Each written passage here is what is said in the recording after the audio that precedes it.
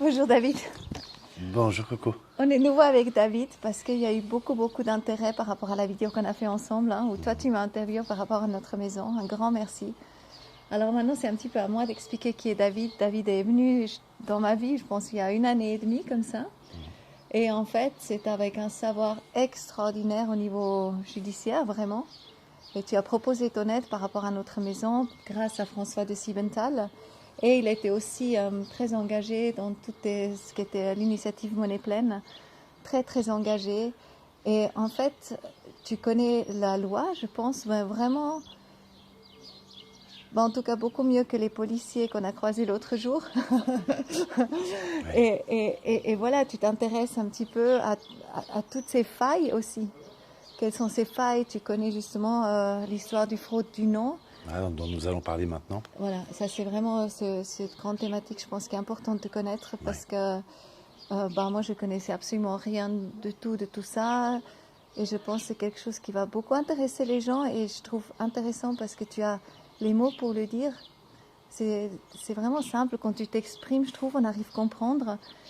Il n'y a pas tout le monde qui comprend ces choses de cette facilité-là, tu vois. Et je pense que c'est chouette si on a un échange sur ça. Simplement, moi j'inspire, je peux te poser un peu des questions parce que c'est sûr, ça prend du temps à vraiment comprendre. Ça prend du temps à comprendre.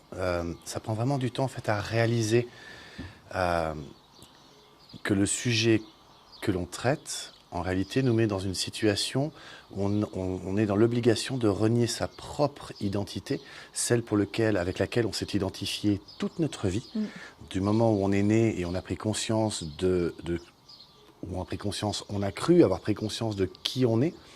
Et en fin de compte, on découvre avec la fraude du nom que cette identité auquel on s'est identifié tout au long de notre vie, à l'école, au travail, pour les hommes à l'armée, certaines femmes aussi, par rapport aux assurances, par rapport aux impôts, par rapport à toute la vie sociale que l'on vit, du matin au soir quand on se lève, travailler, payer les factures, les impôts, quand on se fait arrêter par la police pour un contrôle ou autre, on se rend compte que, quand on a compris la fraude du nom, qu'en fin de compte, cette identité que l'on a endossée toute notre vie, en réalité, ce n'est pas nous.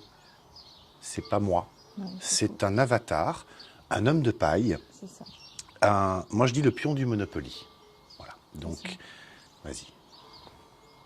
Oui, Une question. non, c'est intéressant. Non. Non, mais moi je me suis rendu compte de ça parce qu'en fait, on écrit toujours, tu vois, toutes les lettres que je reçois aussi du tribunal ou comme ça, c'est toujours écrit mon nom de famille en grand, en gras, Voilà. en grand lettres. Et en fait... En lettres capitales. C'est ça. Et c'est là, en fait, qu'il y a quelque chose de grand à comprendre, que Oui. on ne s'adresse pas à moi autant qu'être humain en chair et en os, Non. mais effectivement, quelque part, à ce papier avec lequel je m'identifie jusqu'à maintenant, qui était déposé par les parents avec le certificat de naissance, c'est juste. Oui.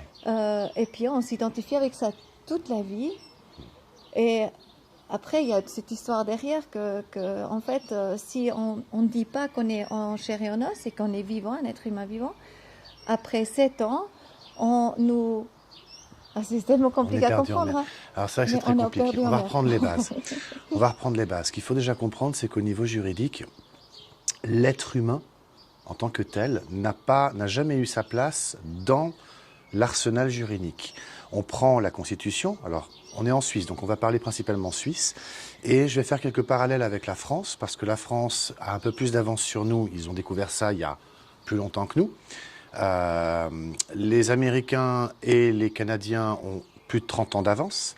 Au Canada, par exemple, il y a Ghislaine Lanctot, qui est un ancien médecin, qui a écrit des livres, notamment La mafia médicale, qui a découvert tout ça et qui a viré son nom et son prénom qui lui a été donné à la naissance et qui était inscrit dans les registres d'état civil.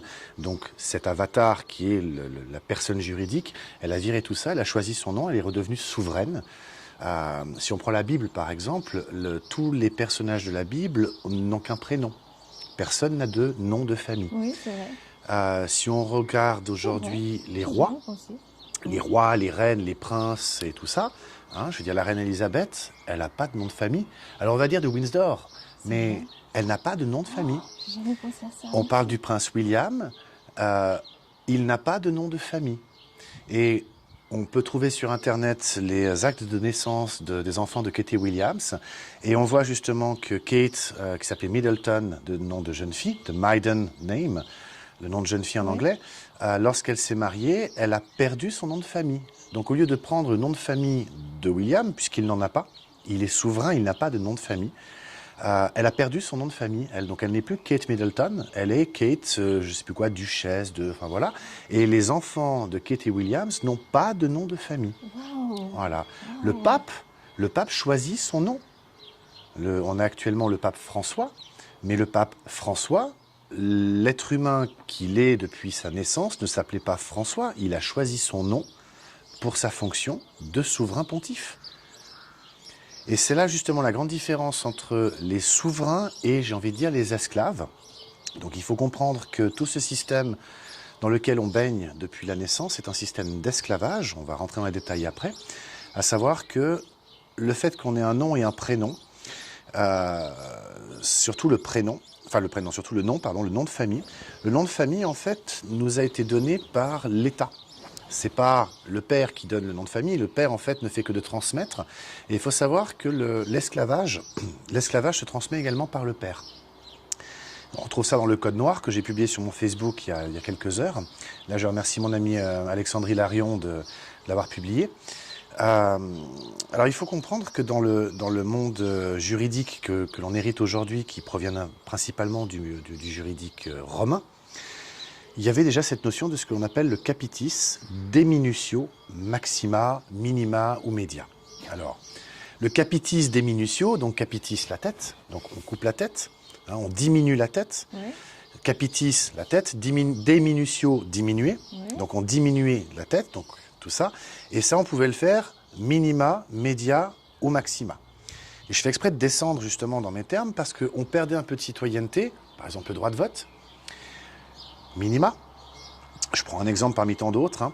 On pouvait perdre le droit, par exemple, de faire partie de droit de cité, c'est-à-dire, par exemple, on perdait le droit, par exemple, de faire de la représentation politique dans l'Assemblée, dans le Parlement, lorsque, par exemple, on allait en prison, pour avoir tué, pour avoir peu importe. Et le capitis deminutio maxima, c'est lorsque l'on perdait carrément son statut de citoyen pour devenir un esclave. Et l'esclave, à l'époque, portait le nom, alors de famille, on ne peut pas vraiment le dire comme ça, parce qu'à l'époque, on était fils de... Alors, par exemple, mon père s'appelle Alain, enfin s'appelait. Donc, si on garde la notion de nommages ancestraux, je suis David, fils de Alain. Oui. Ça, ce serait mon vrai nom. Et si on reprend la Bible, on retrouve ces notions-là. Les Arabes aujourd'hui, le monde musulman, le monde arabe, hein, tu prends les pays du Maghreb, tu prends l'Arabie Saoudite, tu prends toutes ces zones-là, tu as encore les noms qui sont très, très éloquents. Ben quelque chose, c'est fils de. Tu prends chez les Asiatiques, San, c'est également fils de. Donc notre vraie identité, moi c'est David fils de Alain et de Simone. D'accord. Léonard. Mais c'est touchant, c'est beau en plus. C'est beau. Ouais, c'est très beau. Léonard de Vinci. Leonardo da Vinci. Oui. Léonard, alors j'ai été justement dans la petite bourgade où il a grandi, vécu et étudié. Léonard n'avait pas de nom de famille. Leonardo n'avait pas de nom de famille. Et pour le différencier des autres Léonard, on le disait Leonardo da Vinci. Parce qu'il y a une petite ville, enfin un petit village qui s'appelle Da Vinci en Lombardie. Très joli d'ailleurs. Lombardie ? Je ne sais plus, pas loin de Florence. Très très très joli petit village. Et donc on a plein de personnages comme ça dans l'histoire. Donc il était souverain aussi. Alors quelque part, oui. En fait, cette notion de nom de famille, je ne sais pas quand est-ce qu'elle est arrivée. J'ai l'impression que c'est arrivé avec Napoléon, avec le Code civil, dont nous, la Suisse, nous en héritons une grande partie, puisque Napoléon est venu à Genève entre 1800, je sais plus, 3 et 12, 13, un truc comme ça, début du 19e siècle. Donc Napoléon nous a apporté le Code civil, et j'ai l'impression que dans le monde latin, donc la France au départ, puis après les autres pays, cette notion de nom de famille s'est figée un peu comme ça. Et donc, il faut comprendre que le nom de famille que l'on a aujourd'hui, toi par exemple c'est Tachberter, moi c'est Pétavino, et ma mère c'était Vincent, et j'avais les deux noms de famille à la naissance, en tout cas pour la France. Ce nom, en fait, ne vient pas, ça ne désigne pas le nom d'une famille et on ne se transmet pas ce nom de génération en génération. En fait, c'est un nom qui a été arrêté à un moment donné dans l'histoire. C'est pour ça qu'il y a des noms qui sont donnés, qui ont par exemple lieu à des événements qui a eu lieu ou à des lieux physiques. Il y a des gens qui portent le nom de certaines villes ou villages, parce qu'à un moment on a figé ce genre de choses, ou il y a des gens qui ont par exemple des noms de famille qui sont durs à porter, comme par exemple j'avais un ami qui s'appelait Du Cimetière. Tu vois, c'est un peu lourd à porter, Du Cimetière. Donc il a pu faire changer son nom de famille en autre chose. Donc les noms de famille, on ne sait pas vraiment d'où ils viennent. Mais tu pourrais pas mettre un nom, justement, David, de Alain et Simone, tu pourrais pas. Alors, c'est là que ça devient intéressant. C'est qu'en France, il y a une loi qui s'appelle la loi du 6 fructidor de l'an 2. Et cette loi, elle dit que nul ne peut porter de nom autre que celui qui est inscrit sur l'acte de naissance. D'accord. Alors, j'ai regardé mon acte de naissance. Et sur mon acte de naissance, c'est marqué que je m'appelle David, fils de Pétavino et de Vincent. Donc, on revient à ce qu'on disait tout à l'heure. Mon acte de naissance dit bien David, fils de. On est d'accord. Ça, c'est sur la partie identité. Sur toute l'autre partie de l'acte de naissance, en ce jour de telle date de ma date de venue au monde, je pesais tant, je suis arrivé à telle heure, mon père a déclaré tout ça. Et en fait, on arrive, quand on regarde l'acte de naissance, en tout cas le mien, on s'aperçoit que ce document-là, il a toutes les propriétés d'un contrat qui s'appelle un contrat de fiducie. Parce que la déclaration est faite par le père, devant un officier d'état civil. Et donc, ce qu'il faut comprendre, c'est qu'il y a donc à ce moment-là un constituant, mon père, en me déclarant. Il y a un exécutant, donc l'état civil. Et puis, il y a donc un bénéficiaire, puisqu'un contrat de fiducie, c'est ça. C'est un constituant, un exécutant, un bénéficiaire. Donc, je serai le bénéficiaire. Et c'est ça qu'il faut comprendre, c'est que ça, c'est très complexe à comprendre. Il y a des lois ancestrales qui sont toujours d'actualité, comme par exemple le droit d'amirauté. Alors, le plus dingue dans l'histoire, c'est que les avocats, les juges, les juristes, ils connaissent ça parce qu'ils l'étudient. Mais on leur dit que c'est de la philosophie de droit. Donc en gros, c'est un truc inutile qu'on n'applique plus. Mais la réalité, c'est que c'est toujours d'actualité. Alors, qu'est-ce que le droit d'amirauté ? Parce que tout va expliquer justement cette notion de papier, de déclaration, et le fait qu'on ait un nom, et que, enfin, tout va venir de là. Le droit d'amirauté, c'est le plus vieux code du commerce au monde. Il reposait principalement sur l'honneur. Lorsque deux bateaux en mer faisaient commerce, si les deux bateaux battaient le même pavillon, c'est-à-dire qu'ils avaient le même petit drapeau de chaque côté du bateau, hein, si le bateau A et le bateau B avaient le même drapeau, pavillon pour être précis, alors ils appliquaient les lois de leur pays pour faire du commerce. Si par contre les deux bateaux n'avaient pas le même pavillon, alors à ce moment-là ils étaient dans une notion de commerce international. Donc ils devaient se mettre d'accord pour que le commerce puisse se faire sans rentrer en contradiction ni l'un ni l'autre avec leurs propres lois nationales. Et puis arrive un troisième cas de figure où l'un des bateaux n'a pas de pavillon, et ça peut arriver. C'est à ce moment-là ce qu'on appelle être des pirates, ou lorsque deux pirates font du commerce, à ce moment-là, ils font comme ils veulent. D'accord ? Donc évidemment que celui qui battait pavillon, lui devait en tout cas respecter son propre code du commerce, même s'il faisait du commerce avec un bateau qui n'avait pas de pavillon. D'accord ? Et ça, c'est ancestral depuis toujours. Ce qui est intéressant de voir, c'est que on hérite de ça aujourd'hui avec le droit international. Dans le droit international, on voit par exemple avec l'OMC, on voit par exemple avec le Code uniforme du commerce, le Uniform Commercial Code, l'OMC, c'est l'Organisation mondiale du commerce. Elle repose un petit peu là-dessus, justement, enfin un petit peu, même énormément. Et peut-être le UCC, c'est Alors le UCC, c'est le Code uniforme du commerce, ou en anglais Uniform Commercial Code. Et le Code uniforme du commerce, c'est un code, en fait, c'est un code qui a été écrit aux États-Unis, mais qui retranscrit ce droit d'amirauté. D'accord ? Et aujourd'hui, il s'applique alors en Suisse depuis 1994. On retrouve ça dans un message qui avait été fait de l'Assemblée fédérale, du Conseil fédéral à l'Assemblée fédérale, concernant la loi sur les titres intermédiaires. Et on lit noir sur blanc que le Code uniforme du commerce s'applique depuis 1994 en Suisse. Alors ce Code uniforme du commerce, il est très intéressant parce que c'est... alors déjà, il est étudié uniquement dans le cadre universitaire par des gens qui font par exemple un MBA. Mais alors ce qui est intéressant, c'est...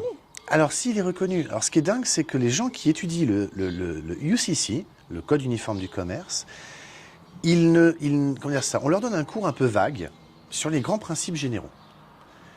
Mais on ne leur fait pas vraiment étudier ce droit-là. Il faut être très très spécialisé, donc c'est une étude très particulière de ce droit. Et donc c'est vraiment le droit du commerce international. D'accord ? Ce qu'il faut comprendre, c'est que comme il provient du droit d'amirauté, il est quelque part, il hérite de quelque chose d'ancestral, mais il reprend ces principes du droit d'amirauté, dont un qui est vraiment clé, à savoir que, à l'époque, on remonte à la période des galères et compagnie, imagine-toi par exemple Marco Polo, lorsqu'il a pris son bateau et qu'il est parti à l'aventure, il faut savoir qu'il a remis à la capitainerie, donc au port, à la capitainerie, à l'administration, il a dû remettre tous ses documents, c'est-à-dire ses titres de propriété, tous ses titres, d'accord, tout ce qu'il possédait, il l'a remis à la capitainerie. Pourquoi ? Parce que s'il part avec ses papiers et que le bateau coule,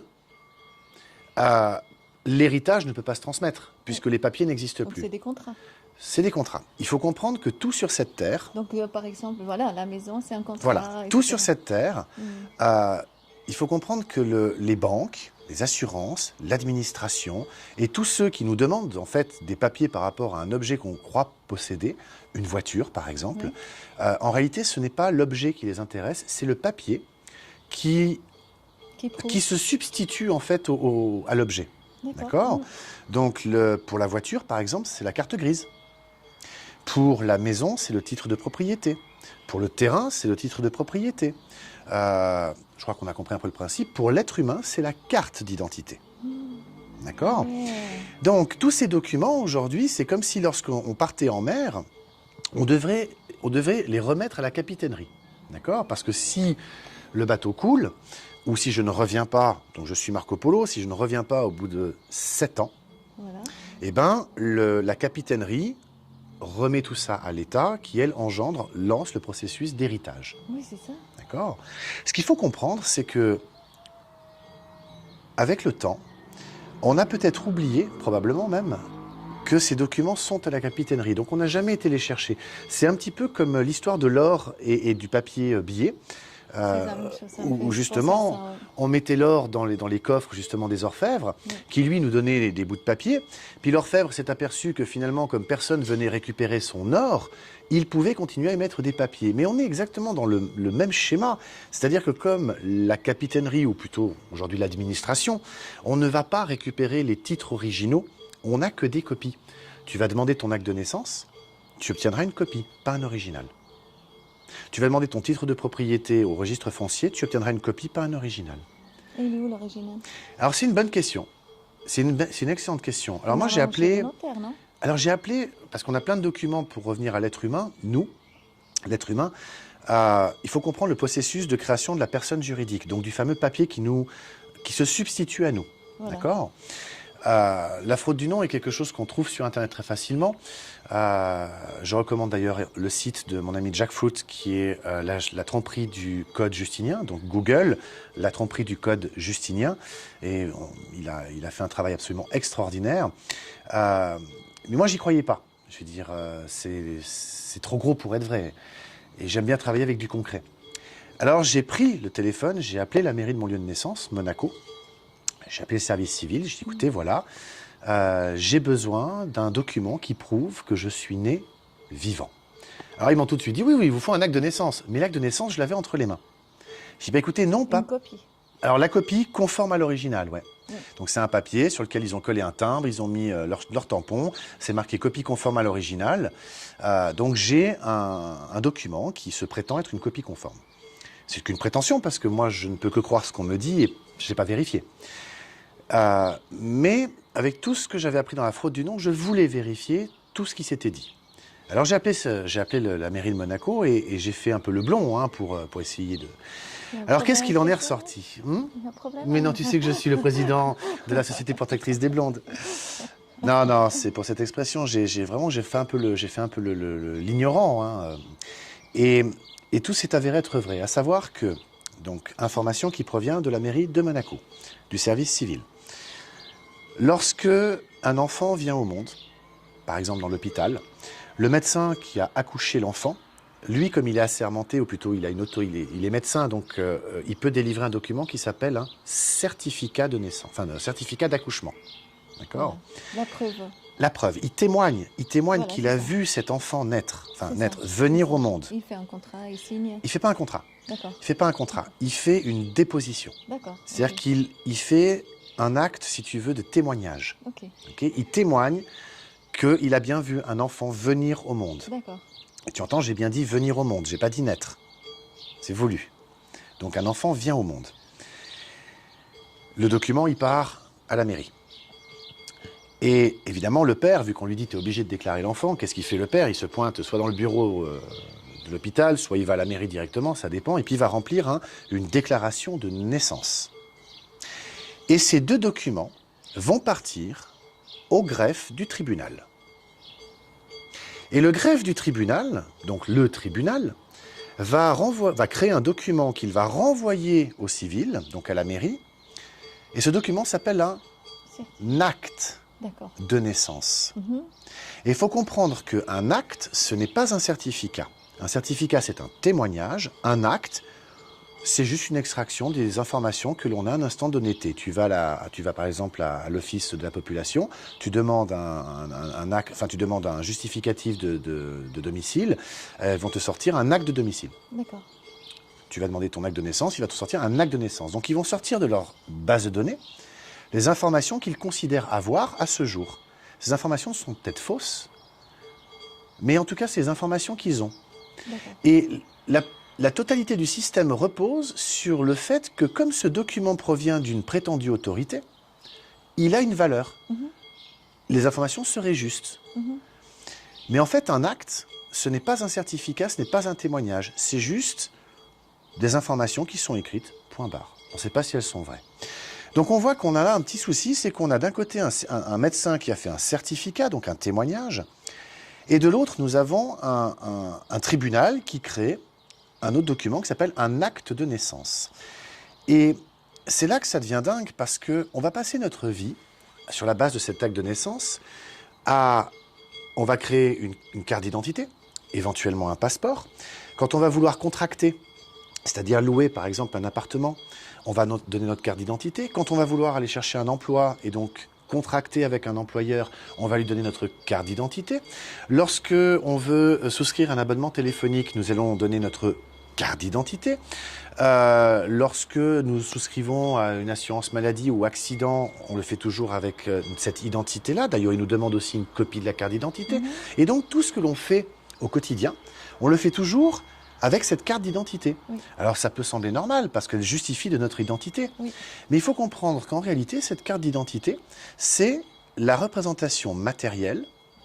Elle matérialise cette fiction C'est juridique. mon existence. Alors non, pas de ton existence, de l'existence de la personne juridique qui a été créée par le tribunal et qui se substitue à toi dans ce monde qui finalement n'est qu'un monde de commerce. Tout n'est que commerce. Absolument tout.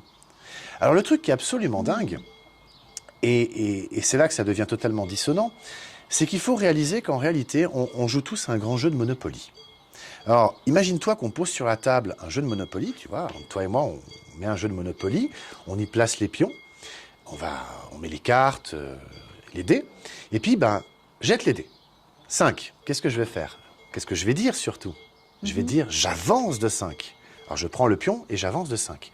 Mais c'est pas moi qui avance, C'est les dés. c'est le pion. Le pied. Ouais. Et là, je tombe sur une case. Enfin, le pion tombe sur une case. Et qu'est-ce que je vais dire, moi, en tant que joueur, par habitude? Ah, j'achète. Mais c'est pas moi qui achète. C'est le pion. Et puis, tu prends les dés, tu lances, tu fais pareil. Et puis, moi, je vais prendre les dés, et puis je lance, et puis je vais me tirer une carte chance qui me dit « va en prison ». Mais moi, l'être humain, assis autour de la table, je ne vais pas en prison. Je prends le pion et je vais le mettre en prison. Oui, oui. Le pion, c'est la personne juridique. Moi, l'être humain autour de la table en train de jouer, je ne suis pas le pion. C'est un peu comme Avatar. C'est un avatar. Eh bien, le pion, dans mon explication, c'est la carte d'identité. On passe notre vie à nous identifier, à nous confondre, le mot c'est ça, à nous confondre avec cette carte d'identité. Mais cette carte d'identité, en fait, c'est une personne juridique. Et là où ça devient très intéressant, c'est de voir que puisque le droit international, il est au-dessus du droit interne. C'est-à-dire que le droit international, il est toujours supérieur au droit qui est à l'intérieur d'un pays. D'accord ? De la Constitution aussi. Donc nous, dans le cas de la Constitution, enfin de la Et Confédération tous les autres, helvétique, on a donc le droit international qui est en haut. En dessous, il y a la Constitution. En dessous, il y a le droit fédéral. En dessous, il y a les ordonnances, les jurisprudences, tout ce qui va avec, fédéral. En dessous, il y a les cantonales. Et on recommence à chaque fois on va dire la pyramide des normes. Et puis après, on arrive même au niveau cantonal, où de nouveau, on a cette pyramide des normes qui est un peu la même. Bref. Mais on va rester simple, on va rester au niveau fédéral. La Confédération suisse a conclu un accord en 1999 de mémoire, qui est rentré en vigueur en 2002, qui s'appelle « Accord entre la Confédération helvétique et la communauté européenne concernant le trafic de marchandises par voie ferroviaire et par route ». Et on trouve dans cet accord, qui est du droit international, donc qui est au-dessus de tout, à l'article 3, définition, entreprise, personne physique. Donc une personne physique, au regard du droit international, est une entreprise. Une entreprise, c'est une fiction. Moi, j'ai travaillé pour différentes entreprises, mais l'entreprise n'est pas tangible, elle n'est pas palpable, c'est une fiction, c'est une croyance. Oui, il y a des gens qui sont allés créer des bouts de papier, qui ont été déposés au registre du commerce, et puis ils ont mis des sous sur un compte, mais l'entreprise n'existe pas.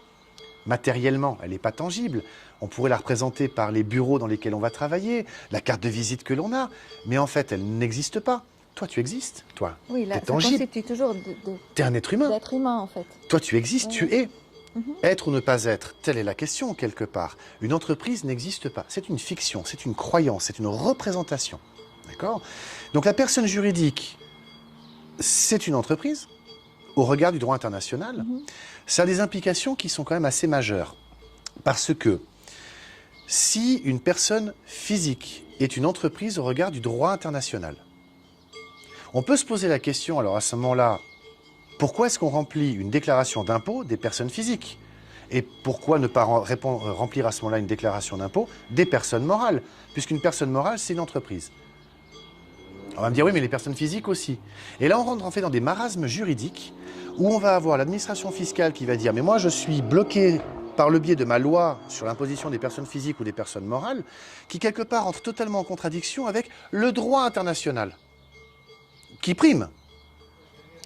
Donc c'est là que ça devient génial, parce que finalement, on se rend compte que tous ces articles de loi, tous ces codes, finalement, ne sont que des conventions que l'on accepte ou pas d'adopter entre l'un et l'autre des êtres humains qui jouent un jeu, celui du Monopoly. Si on prend la Constitution fédérale, elle est très claire. L'article 5.1, il nous explique que le droit, c'est la base et la limite de l'activité de l'État. Donc, on prend la loi, et c'est le début et la fin de ce qu'il a le droit de faire. Tout ce qui est en dehors, j'ai envie de dire, il n'a pas le droit. Mais nous, on est justement en dehors, autant qu'être. Alors justement, c'est là que ça devient intéressant. C'est qu'on a l'article 5.3. L'article 5, alinéa 3, nous dit que, alors les organes de l'État, mais les particuliers, doivent agir de manière conforme aux règles de la bonne foi. De la bonne foi. De la bonne foi. Donc ça, c'est de la droit négatif, justement. Alors là, on rentre effectivement dans la notion de qu'est-ce que la bonne foi. Alors la bonne foi, juridiquement, elle n'est pas définie, si ce n'est ne pas nuire à autrui. Donc la bonne foi, finalement, on retombe sur les 10 commandements. Donc on tombe sur le droit, sur ce qu'on appelle le droit négatif. Divin. On est dans le droit divin, on est dans tous ces articles, on est dans ce qu'on appelle les lois universelles, quelque part. Je vous donne un exemple pour expliquer bien la chose. Si je prends un objet, je peux écrire dans tous les articles de loi que je veux, dans tous les codes, je peux écrire que je veux que lorsque je lâche l'objet, il monte. Je pourrais l'écrire dans tous les codes possibles et imaginables. Mais c'est pas juste. Je m'oppose là à une loi universelle. Oui. Je ne peux pas m'y opposer. Voilà. D'accord ? Le juridique, en fait, c'est un peu ce qu'il tente de faire, c'est-à-dire il tente de soustraire l'homme de la réalité tangible dans laquelle on est, pour le projeter dans un monde qui est totalement imaginaire, qui est le monde du commerce. On a tous signé des contrats. En haut d'un contrat, il y a une chose qui est écrite, qui est toujours la même, c'est la date. Et aujourd'hui, on est le, je sais plus quoi, 12, 12, 13, je sais plus. Je sais plus quelle date on est. Ah oui, bah on est le 14 juin. Ah, le 14 Puisque juin. demain c'est le 15, ouverture des frontières. Ah oui. On est le 14 juin 2020, tu es d'accord? C'est ça, oui. Eh ben, c'est une convention que nous venons de passer parce que regarde, le calendrier islamique ou musulman, il n'est pas en 2020. Je crois qu'ils sont en 1700 et des bananes. D'accord? Tu prends les juifs, le calendrier lié à la Torah, ils sont en, je sais plus, 5004, 5006. Donc, le calendrier lié à la Torah, le calendrier lié au Coran, n'est pas le même que le calendrier lié à la Bible. Or, tous les contrats, on les passe sur la notion qui voudrait qu'il y a 2020 ans, à peu près, il y a Jésus, je ne sais pas si c'est sur la base de sa mort ou de sa naissance, mais on part de ce moment-là. Il y a 2020 ans, c'est le point de départ, c'est Jésus, et tous les contrats que l'on fait aujourd'hui sont liés à ça. C'est la date liée, quelque part, à Jésus. Mais c'est une convention. Parce que si je veux, moi je suis en l'an 4, ou en l'an 10, après un événement qui m'est cher. Et qui serais-tu pour me dire, mais non, c'est pas vrai? Et c'est là qu'on voit que tout ce que l'on fait dans notre quotidien, en fait, sans qu'on se rende compte, s'attache à des croyances. Et les outils de développement personnel, d'ailleurs, tentent de nous le faire comprendre. Sortons des schémas. Oublions ce que l'on croit savoir, tout démonter pour tout reconstruire. Qui sommes-nous? Qui je suis? Alors, qui je suis? Ben, si je prends mon porte-monnaie et je regarde, j'ai une carte d'identité, je suis... Ben non, je ne suis pas ça. Ça, c'est une fiction qui a été créée par le tribunal. En fait, moi, je suis David. Je suis un être humain. Et tout ça, c'est une grande expérience que je peux vivre. Je suis un esprit, incarné dans un corps d'os, de chair et de sang. Tous les livres saints le parlent, le disent, d'une manière ou d'une autre. Je fais une expérience terrestre, quelque part. Ce que les New Age essaient de faire comprendre, ce que les outils de développement personnel essaient de faire comprendre aussi. Et le tribunal fédéral l'a même reconnu, puisqu'il y a un arrêté du tribunal fédéral qui dit que les esprits de l'au-delà ne sont pas des sujets de droit suisse. Alors là, on arrive dans un contexte qui est assez intéressant, parce que si les esprits de l'au-delà ne sont pas des sujets de droit suisse, ça veut dire que lorsque je me fais flasher, parce que j'ai roulé à 3 ou 4 km/h de trop, ce qui arrive, hein, qui a été flashé? Est-ce que c'est moi l'être humain ou est-ce que c'est la voiture? La voiture qui a une plaque d'immatriculation qui appartient à l'État. Le véhicule, il a une carte grise. Est-ce que c'est le véhicule qui va être amendé ou est-ce que c'est la carte grise? La carte grise, elle a le numéro de plaque d'immatriculation qui a été flashé. Donc c'est ça qu'ils vont regarder, c'est pas le véhicule. Donc ils vont envoyer l'amende à celui qui est titulaire de la carte grise. C'est pas le propriétaire, c'est le titulaire. Donc il a le titre entre les mains. Mais il n'en est pas le propriétaire. Donc je vais recevoir une amende parce que il y a eu un flash. Donc le titulaire, quelque part, c'est l'État. C'est là qu'on arrive. Parce que c'est l'État qui a délivré la carte de... On a les petits moucherons qui... C'est l'État qui délivre la carte grise. C'est l'État qui a fabriqué la plaque d'immatriculation. Moi, je suis un être humain là-dedans. Alors certes, je suis une personne juridique, enfin, il y a une personne juridique fictionnelle qui représente ça, mais en fin de compte, il faut se rendre compte aussi d'une chose, c'est que cette personne juridique étant une fiction, est-ce que je suis dans l'obligation, moi, finalement, de... Comment dire? Qui devrait payer? Alors justement, c'est ça. Qui doit payer, le propriétaire ou le titulaire? Alors en France, ils ont découvert quelque chose d'assez intéressant. Alors les Canadiens avaient déjà fait un merveilleux travail là-dessus, les Américains d'autant plus. Au Canada, c'est Pete Daoust qui a fait beaucoup de vidéos là-dessus. La sûreté de la personne. Alors c'est quelque chose qui est assez dingue. La sûreté de la personne, vraiment pour comprendre ça, il faut vraiment ouvrir l'esprit. La sûreté de la personne, on la trouve déjà pour commencer dans la Déclaration des droits de l'homme et du citoyen de 1789. Donc la Déclaration des droits de l'homme et du citoyen de 1789, c'est un texte qui a été écrit par le peuple français et donc il ne s'applique qu'en France. Et on trouve de mémoire à l'article 2 le droit à la sûreté. Alors je vais expliquer ce qu'est la sûreté après. Mais il se trouve que ce texte, Déclaration des droits de l'homme et du citoyen de 1789, a inspiré grandement la Déclaration universelle des droits de l'homme donc celle de l'ONU, qui a été écrite en 1948, dont la Suisse est signataire. Donc la Déclaration universelle s'applique en Suisse. Et elle a inspiré, cette Déclaration universelle des droits de l'homme de 1948, elle a inspiré la Convention européenne des droits de l'homme, dont la Suisse est aussi signataire. Et la Convention européenne des droits de l'homme, c'est celle de 1950. Donc on a 3 déclarations de l'homme, quelque part. Ce qui est rigolo, c'est que quand on lit ces 3 déclarations, l'homme, il apparaît nulle part, quasiment. Si on prend la Déclaration universelle des droits de l'homme, on peut y lire que tous les hommes naissent libres et égaux en droit et en dignité. Mais après, c'est fini. On va parler de nul ne doit subir, de personne ne doit... Et il faut comprendre que dans le juridique, ils utilisent les mêmes mots que le vocabulaire qu'on trouve dans le Larousse ou dans le Robert, donc le dictionnaire de la langue. Pour nous, la France, pour la langue française, pour le Larousse et le Robert. Mais ils prennent les mots et ils mettent leur propre définition.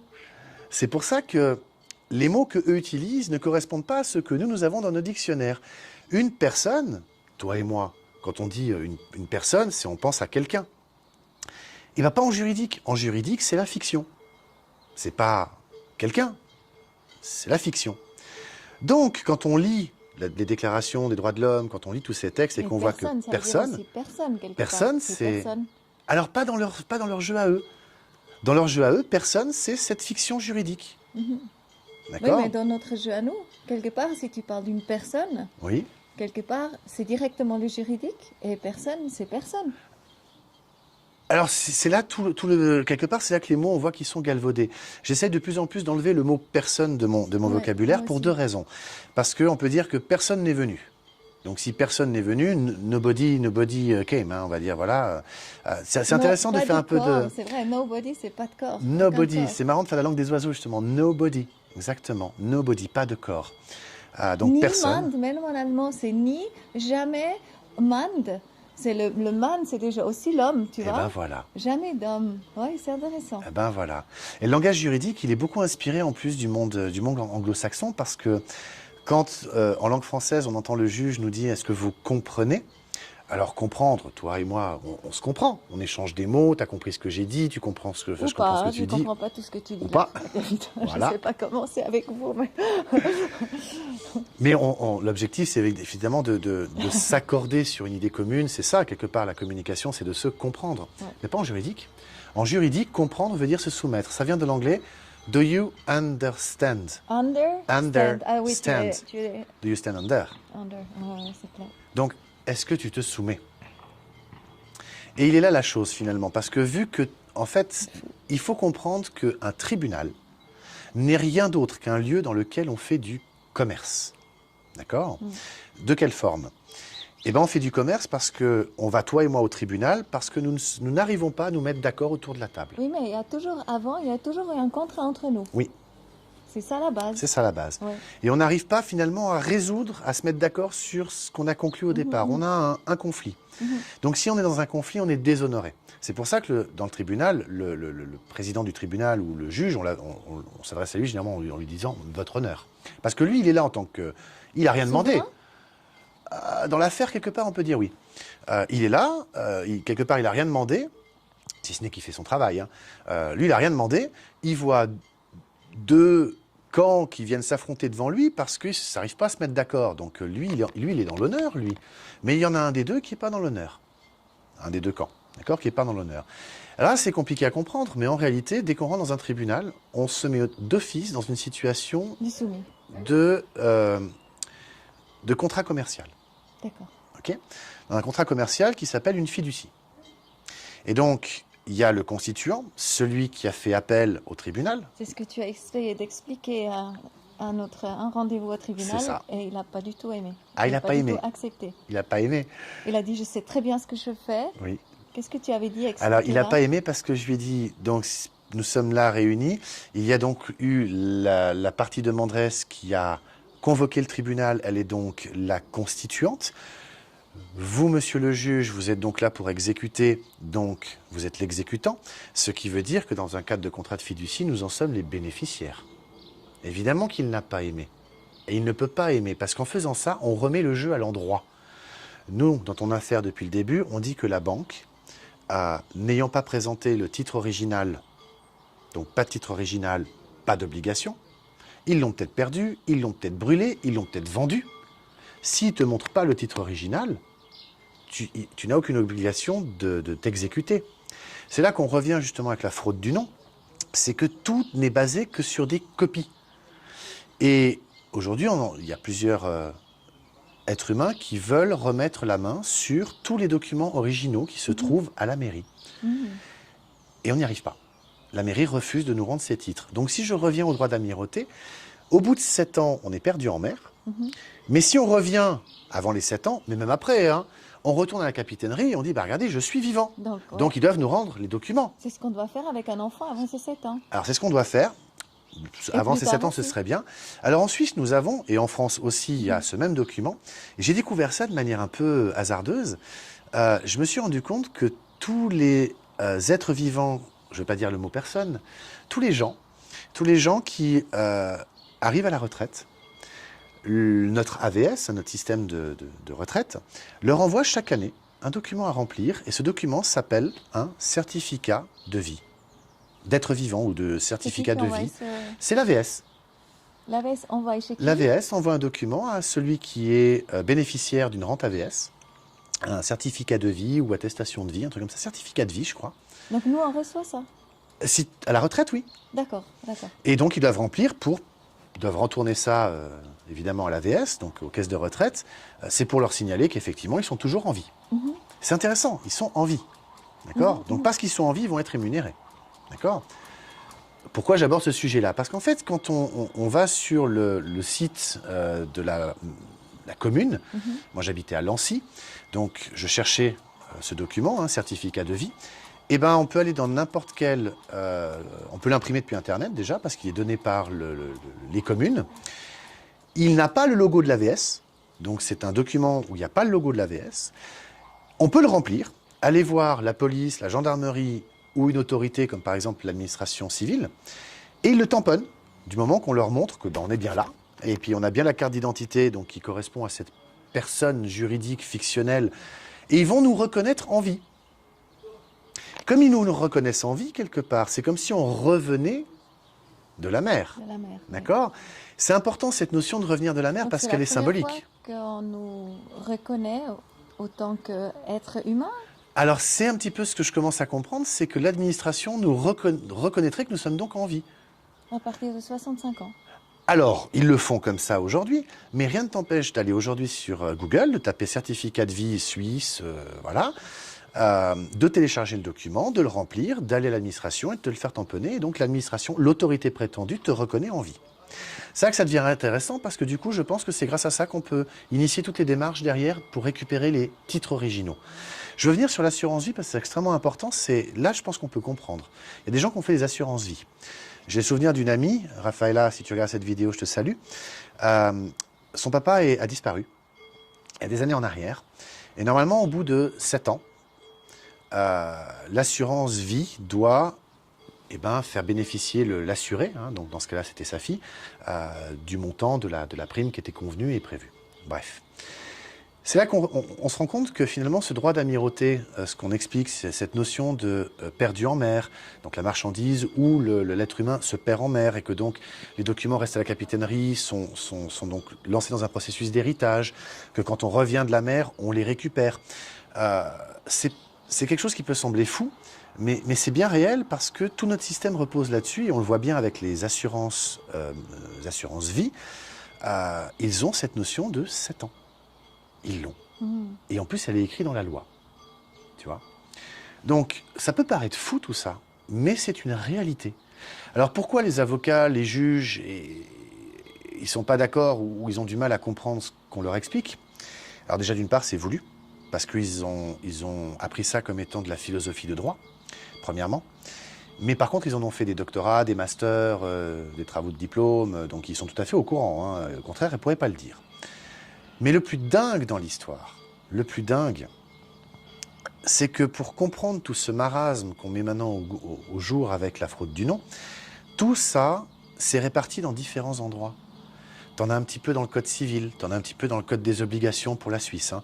T'en as un petit peu dans la Constitution fédérale, t'en as un petit peu dans le droit international, t'en as un petit peu par-ci, t'en as un petit peu par-là. Et donc, le problème, c'est qu'un avocat, il va se spécialiser en civil, il va se spécialiser en pénal. Oui, personne n'a la supervision surtout en fait. C'est ça. Et c'est hyper compliqué. Et c'est hyper compliqué. Quand même. Alors, je ne suis pas le seul. Il y a énormément d'autres gens merveilleux qui ont travaillé là-dessus, hein. Sonia, je te salue. En France, il y a des gens comme Lorelai qui ont fait un travail extraordinaire. Lorelai, par exemple, on trouve sur son site Aurore Esclave Story. Elle a fait une vidéo extraordinaire où elle explique que le Code civil en France, l'article 1, dit clairement que la loi doit être promulguée partout sur le territoire par le roi. Alors, il faut savoir qu'en France, M. Raffarin, de mémoire en 2004, je crois, il a écrit un texte, de mémoire une ordonnance, ou un décret, je ne sais plus, pour modifier le Code civil, l'article 1 notamment. Alors, c'est drôle parce que il a écrit un texte qui, juridiquement, est en dessous de celui-ci, pour modifier celui-là. Je m'explique. Est-ce que tu peux imaginer un seul instant qu'un maire d'une petite bourgade, hein, par exemple ici, dans ce petit village tout sympathique, j'imagine que le maire, ça doit être ton voisin, est-ce que tu imagines que le maire puisse écrire un texte qui va modifier le droit international? Non. Non. Est-ce que tu peux imaginer que le maire puisse écrire un texte qui va modifier la Constitution suisse? Même pas. Non. Sauf dans notre processus légal, voilà. Mais il ne peut pas le modifier de lui-même. Est-ce que tu peux imaginer que le maire puisse écrire un texte qui va modifier le droit cantonal? Non plus. Pas, non plus. Ben là, c'est exactement un peu ce qu'il a fait, c'est qu'il a écrit un décret, donc c'est un texte qui est en bas, qui est allé modifier le truc qui est en haut. C'est ce qui se passe dans la Constitution un petit peu aussi, non? Il y a des choses un petit peu qui se non, ça, ils l'ont pas fait, heureusement, mais le peuple veille à ça, justement. Mais donc, Raffarin, M. Jean-Pierre Raffarin, a écrit un texte, un décret, je crois, qui a modifié l'article 1, mais légalement, il n'est pas modifié. Si on reprend tout l'arsenal juridique français, il est intouchable, ce code civil. Intouchable. On est d'accord. Et on va même plus loin. C'est que si la loi doit être promulguée partout sur le territoire, donc en France, et donc dans les territoires d'outre-mer et autres, si ça doit être promulgué par le roi, il faut savoir qu'en France, le dernier roi qu'il y a eu, c'était, de mémoire, Louis-Philippe Ier, qui était au pouvoir jusqu'en 1826, je crois, de mémoire. Je ne m'attendais pas à vouloir parler de ça, donc j'ai quelques dates un peu floues, à vérifier, évidemment. Et depuis qu'il n'y a plus de roi en France, eh ben, il n'y a plus de loi qui a été promulguée. Et on peut le vérifier de manière très simple, hein. C'est que tout ce qui a été mis en œuvre, on appelle ça des codes. C'est pas la loi, c'est un code. On appelle ça des décrets. Ah, c'est pas une loi, un décret. On appelle ça un décret-loi. Ah bah, c'est pas une loi, un décret. La loi, elle est en dessous de la Constitution. Les décrets, les ordonnances et tout ça, c'est en dessous encore. Donc en fait, vu qu'il n'y a pas de roi qui a promulgué la loi en France, la France fonctionne dans des croyances, dans des textes qui sont des croyances, qui sont en dessous même du truc suprême qui s'appelle le Code civil, qui a dit que la loi doit être promulguée par le roi. Et comme quand on se fait arrêter en France, la gendarmerie, la police dit « c'est la loi ». Mais même eux ne sont pas capables de dire laquelle. Et c'est ça qui est drôle, parce qu'en fait, ils vont s'appuyer sur des règlements de police, des règlements, mais pas la loi. Ils vont s'appuyer sur des décrets, mais pas sur la loi. Et donc, on tombe dans une situation où en France, c'est absolument dingue, mais quelque part, j'ai envie de dire que tout l'arsenal juridique, il n'a aucune valeur. Emmanuel Valls, en plus, a fait quelque chose de dingue en partant, la veille de son départ. Emmanuel Valls, qui était Premier ministre sous François Hollande, il a fusionné, alors je vais le faire très simple, hein, parce que c'est un dossier assez complexe. Parce que je sens que... Il a fusionné, en fait, il a placé tout le pouvoir juridique, qui est censé être séparé, d'après les concepts amenés par Montesquieu. Il doit y avoir 3 pouvoirs, le pouvoir exécutif, législatif et judiciaire. Les 3 doivent être séparés, sinon on est en dictature. Et bien Emmanuel Valls, il a placé le judiciaire sous l'exécutif. Alors il y a toute une histoire avec la Cour de cassation qui a émis une jurisprudence qui voudrait que tant que je ne sais plus quelle cour est toujours sous cette juridiction, effectivement, c'est... En fait, pour dire un truc très très simple, il y a une constitution en France qui dit simplement que lorsqu'il n'y a pas de séparation des pouvoirs, la constitution n'a aucune valeur. Et en France, depuis ce moment-là, eh ben, elle n'a plus de valeur. D'autres vont dire encore plus loin que la Ve République en France ne serait pas légitime pour différentes raisons. Je renvoie de nouveau sur la chaîne YouTube de Lorelai, Esclave Horror Story, où Maître Fortabal Abattu, qui est un avocat, docteur en droit, donc c'est pas un rigolo le monsieur quand même, hein, explique tout ça très très bien. Ça a un impact non négligeable parce que même le Code général des impôts en France n'a aucune légitimité.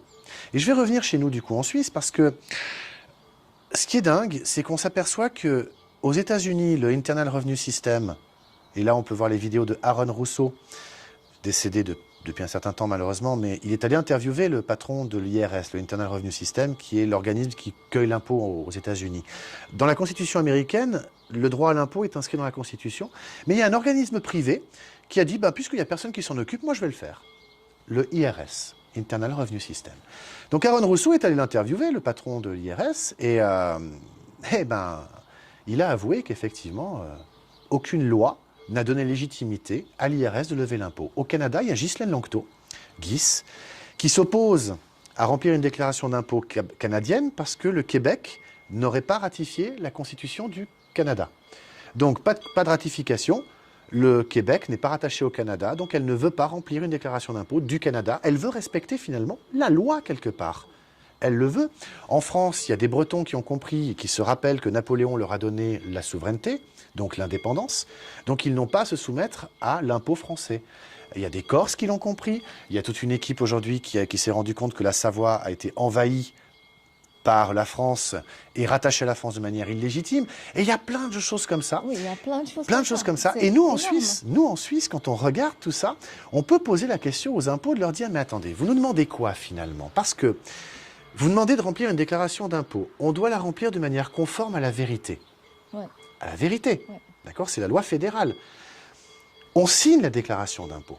Ils nous demandent par exemple les chiffres qu'on a reçus en tant que salaire. Mais moi, ces chiffres, en réalité, je ne les ai pas reçus parce qu'ils ont été transférés d'un compte bancaire à un autre compte bancaire. Et il y a une jurisprudence qui dit l'argent déposé sur un compte bancaire appartient à la banque. C'est pas moi qui le dis, c'est le tribunal fédéral. D'accord? Donc, si les chiffres, ils appartiennent à la banque, pourquoi ce serait à moi de les déclarer dans une déclaration d'impôt? Premièrement. En fait, quand je déclare les chiffres là qu'on me donne, c'est tellement complexe. Ça veut dire que je déclare les promesses que quelqu'un me fait. Mais pour bien comprendre ce qui se passe, c'est quelque part, je vais commettre un mensonge en remplissant la déclaration d'impôt avec les papiers qu'on m'a donnés. La feuille jaune de déclaration de salaire, et tous ces papiers qu'on me donne, quelque part, font que je crois dire la vérité, parce que je ne connais pas la loi. Toi, tu la connais, la loi? Non, il y a des avocats, il y a des juges, même eux ne la connaissent pas. D'accord? Est-ce que tu as lu une seule fois la loi sur l'imposition des personnes physiques, la loi fédérale fiscale? Jamais tu l'as lu. Et bien pourtant, tu dois déclarer de manière conforme à la vérité. Tu prends tes bouts de papier que tout le monde t'envoie, hein, ton employeur, l'assurance maladie, tu reprends. En plus, l'État te donne, les impôts te donnent le petit fascicule. Hein, ils t'expliquent, là, il faut mettre tel chiffre que vous trouverez dans tel document qu'on vous a donné. Donc quelque part, j'ai envie de dire, je pourrais presque accuser l'État de nous faire mentir, quelque part. Parce que le salaire, les chiffres que j'ai reçus sur mon compte bancaire en tant que salarié, je ne les ai pas reçus. Moi, c'est le compte bancaire qui les a reçus. Le compte bancaire, il appartient à la banque. Donc, ce serait à la banque de déclarer ces chiffres. De plus, ces chiffres, ils appartiennent... On est d'accord. Je suis d'accord avec toi, mais David, tout ce que tu dis, c'est tellement complexe. C'est dingue, hein? On est tellement dans une croyance. C'est tellement figé. Oui. Donc, je comprends que tout ça, c'est quelque part, c'est fraude. C'est une fraude. Donc, quelque part, maintenant, ce qui est intéressant... C'est un dol, pour être précis. Voilà, mais maintenant, vraiment, ce qui est important et intéressant. Et puis maintenant, une fois qu'on commence à connaître tout ça, quelle est notre possibilité? Qu'est-ce qu'on peut faire? Alors, je termine juste sur la banque, parce que c'est clé. Le compte, il est attribué à qui? À un titulaire, et ce titulaire, c'est donc la personne juridique. C'est donc pas moi, l'être humain. Alors, qu'est-ce qu'on peut faire? Alors, la sûreté de la personne, parce que c'était quand même un peu le point de départ... On le retrouve pour nous en Suisse grâce à la Convention européenne des droits de l'homme. La sûreté se veut être une garantie financière attribuée d'office, puisqu'elle est d'office, puisqu'on y a droit, de par la Convention européenne des droits de l'homme. Pour la France, eux, ils peuvent se servir de l'article 2 de la Déclaration des droits de l'homme et du citoyen. La sûreté, en fait, c'est quoi? C'est cette garantie financière que nous avons, que notre personne juridique a, par essence. D'accord? Et cette sûreté, alors c'est Pete Daoust qui l'explique très très bien, pour lui cette sûreté se trouve être, pour le cas du Canada, auprès de la Banque centrale du Canada. Parce qu'il y a une chose que je t'ai pas dit tout à l'heure, lorsque les documents au moment de la venue au monde de l'enfant et de la création de la personne juridique, j'ai un contact qui me certifie, je ne l'ai pas vu, mais il me certifie que lorsqu'il est allé récupérer son dossier dans la mairie de son lieu de naissance, puisqu'il y travaille, je ne dirai pas où pour sa protection évidemment, donc un soir il a pris les clés, il est descendu aux archives, il est allé trouver son dossier et effectivement il a tout récupéré, il a tout pris, et se trouvait être un titre de la banque centrale de son pays, pour ne pas le mettre en danger, il a trouvé un titre émis par la Banque centrale de son pays d'un montant de 98 millions d'unités de son pays. D'accord? Donc si c'est aux États-Unis, c'est des dollars, si c'est au Canada, c'est des dollars canadiens, si c'est en Suisse, c'est des francs suisses, si c'est en France, c'est des francs français ou des euros. Je ne veux pas, voilà, mais vous pouvez comprendre. Donc en plus de tous ces documents qui étaient le certificat de naissance, l'acte de naissance, la déclaration du père, il a trouvé un titre bancaire émis par sa banque centrale d'un montant de 98 millions. Donc le truc qui est dingue, c'est ça la sûreté, c'est qu'à notre naissance, une valeur nous est attribuée. Voilà. Et cette valeur, c'est ça la sûreté. Et ça, c'est le compte AVS. Alors, le truc est dingue, mais je pense que oui. Je pense que oui, parce qu'aux États-Unis, ils ont réussi à démontrer que les numéros de sécurité sociaux sont des numéros de compte qui sont joués en bourse. Voilà. Et comme avant nous, l'âge de 7 ans, on ne déclare pas être vivant, donc en fait, eux, ils vont jouer avec ces valeurs fictives. C'est qui met cet argent là-dedans? Et cet argent est aussi fictif. C'est de la bourse, c'est du casino. Comme ça. Donc ça veut dire qu'on a tous, notre personne juridique, la personne juridique dont nous sommes titulaires aurait une valeur. Je dis bien aurait une valeur, alors aux États-Unis ils l'ont prouvé, aurait une valeur, et cette valeur, vu qu'on ne va pas la récupérer à la capitainerie, dans l'analogie qui en est faite, on ne va pas se présenter vivant, ils en disposent, puisqu'au bout de 7 ans, c'est entre guillemets perdu en mer, c'est une allégorie. On est les esclaves. Vraiment. Et c'est pour ça qu'on passe notre vie finalement à payer des choses qui finalement ne serions pas de notre ressort. Les impôts, aussi dingue que ça puisse paraître, les impôts, c'est quelque chose qui est arrivé avec la naissance des banques centrales. On devrait pouvoir payer ça avec l'AVS de toute façon. C'est la sûreté de la personne. On ne devrait pas payer les maisons, on ne devrait rien payer quelque part. Alors on ne devrait rien payer. Attention, je ne veux pas venir sur ce terrain-là, non. D'accord. C'est pas qu'on devrait rien payer. Il commence à bien pleuvoir et je pense qu'on a fait déjà très long. Imagine que tu vas au marché, il commence à pleuvoir, imagine que tu vas au marché, on y va, hein. Tu vas au marché, tu prends tes tomates, tes kiwis. Non, ça oui, bien sûr. Tu ne vas pas dire au marchand, écoute, on sers-toi auprès de ma banque centrale. Non, là tu passes un contrat avec lui, donc tu vas lui. C'est du commerce que tu fais directement. Mais les impôts, il faut comprendre que les impôts sont toujours liés avec la naissance d'une banque centrale, déjà pour commencer. Donc l'État met en garantie le peuple, donc c'est déjà la première mise en esclavage, premièrement, alors que c'est interdit par toutes les conventions, hein, mais c'est pas grave, tout le monde le fait. Et surtout, la chose la plus dingue qu'il faut comprendre, c'est que on doit pouvoir décharger ses dettes publiques, donc c'est celles-ci que nous n'avons pas finalement à payer. Les dettes publiques sont à décharger auprès de la sûreté de la personne. Alors, la question qu'on peut se poser par rapport à la Suisse, puisque nous n'avons pas la sûreté de la personne, en tout cas je ne l'ai pas trouvée ni dans la Constitution fédérale, ni dans les constitutions cantonales, ni dans les lois fédérales, ni dans les lois cantonales, je l'ai trouvée nulle part, à un endroit. Le seul endroit où je l'ai trouvée, c'est dans la Convention européenne des droits de l'homme. Et comme la Suisse est signataire, on est donc soumis à ce texte qui, lui, nous donne cette sûreté de la personne. Donc la question qu'on peut se poser aujourd'hui, c'est est-ce qu'on doit décharger nos dettes publiques auprès de la Banque centrale suisse, à savoir la Banque nationale suisse, ou au travers de la Banque centrale européenne, puisqu'elles sont liées, apparemment, elles sont rattachées, système monétaire européen. Donc, où est-ce qu'on doit décharger tout ça? C'est une bonne question. Il y aurait encore plein à dire sur le sujet des impôts et de la Banque nationale suisse, mais vu tout ce qui pleut, voilà. Moi, je dis qu'on peut continuer dedans. On a dû bouger parce qu'il pleuvait. Donc, j'expliquais justement les impôts, pour prendre un exemple. Mais il y a quelque chose qui est absolument hallucinant quand on va regarder. Alors en France, ils se sont aperçus que la République française était une entreprise enregistrée au registre du commerce.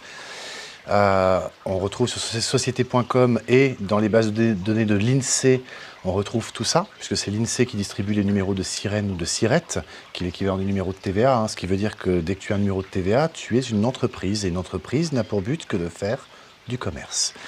Et bien en Suisse, c'est inscrit dans le code des obligations, qui est notre code à nous du commerce quelque part, puisqu'il régit toutes les obligations contractuelles. Donc, on voit l'article 762 que la Confédération, les cantons, les communes et les districts sont des corporations. Comme ce sont des corporations, ce sont donc des entreprises, de nouveau, ce sont des entités fictives, elles ont pour but de faire du commerce. Alors, ce qu'il faut comprendre, c'est que la situation juridique dans laquelle on est aujourd'hui, quelque part, avec un petit peu cette guerre des libéraux, des conservateurs, ce qu'on voit avec le monde qui se présente, où il y a de plus en plus d'organismes non gouvernementaux comme l'OMC, l'OMS, qui se positionnent au-dessus des États pour leur donner des directives ou des ordres, ou l'Union européenne. En fait, ce qu'il faut comprendre, c'est que dans la Bible, on voit que Jésus avait chassé les marchands du temple. On pourrait dire aujourd'hui que les marchands ont envahi le temple. Pourquoi ? Parce qu'à l'époque, un organisme public, comme l'État, il était vraiment public. Donc dans la tête des gens, un organisme public, c'est un organisme qui finalement œuvre dans l'intérêt général de la communauté. Une mairie, par exemple, elle est là justement pour administrer les biens liés à son cadre, qui appartiennent justement aux propriétaires. Voilà, donc c'est pour gérer un petit peu toute cette partie communautaire. Sauf qu'aujourd'hui, on se rend compte qu'une mairie en France ou une commune en Suisse, c'est une entreprise privée. On se rend compte qu'en Suisse, la Confédération, les cantons et les districts, donc les communes aussi, sont des entreprises. Non seulement elles sont enregistrées au registre IDE, qui est un registre suisse, c'est le registre d'identité des entreprises, mais en plus on retrouve la Confédération, les cantons, les tribunaux, les écoles, la police, la gendarmerie, toutes. On les retrouve en plus dans une autre base de données, qui est une base de données internationale, la base de données du Duns and Bradstreet.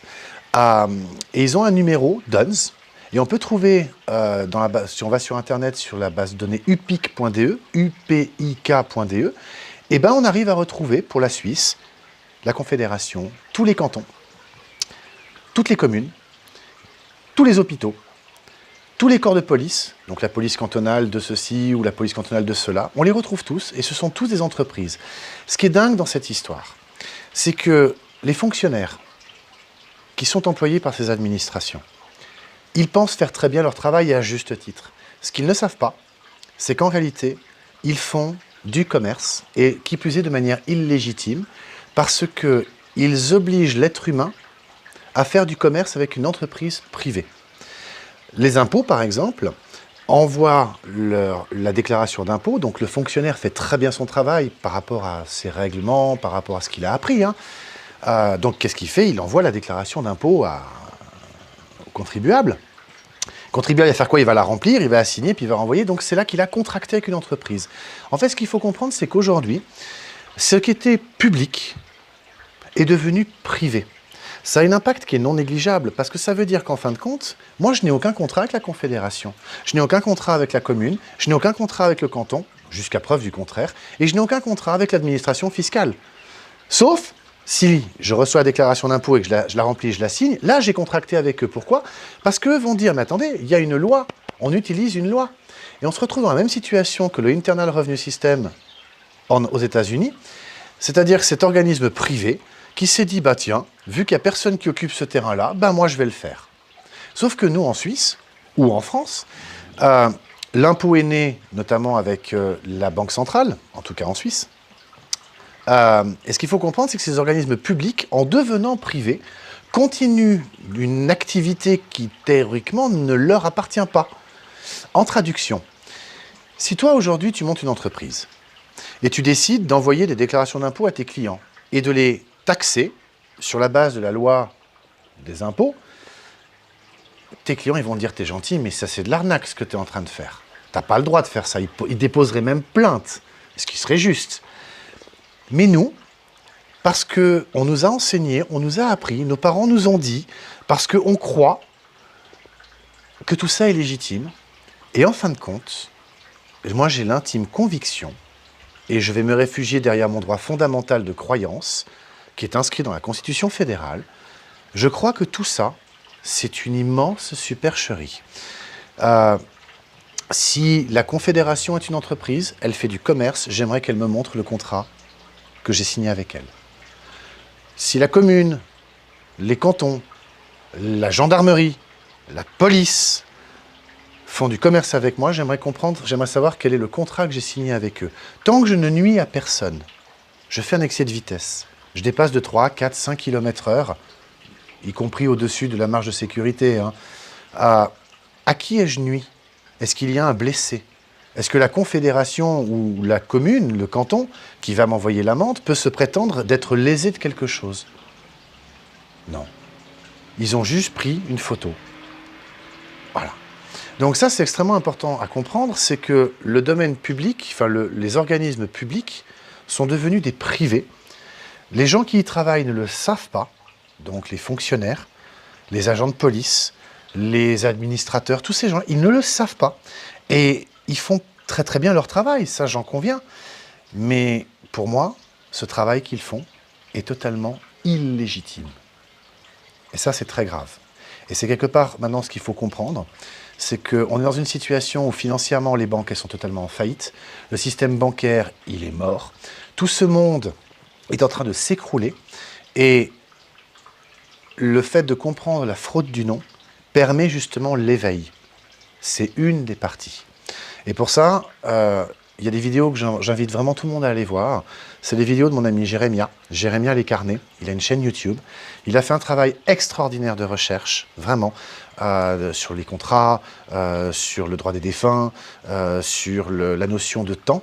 Il a découvert, par exemple, que le temps est une notion juridique qui n'existe que pendant les contrats. Puisqu'on a parlé tout à l'heure de 2020.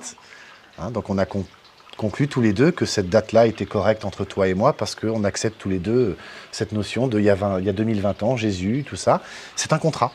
Jérémia a vraiment fait un travail extraordinaire. Il a une pédagogie exemplaire. Et vraiment, j'invite tout le monde à aller voir sa chaîne, Jérémia Lécarné. Voilà, merci.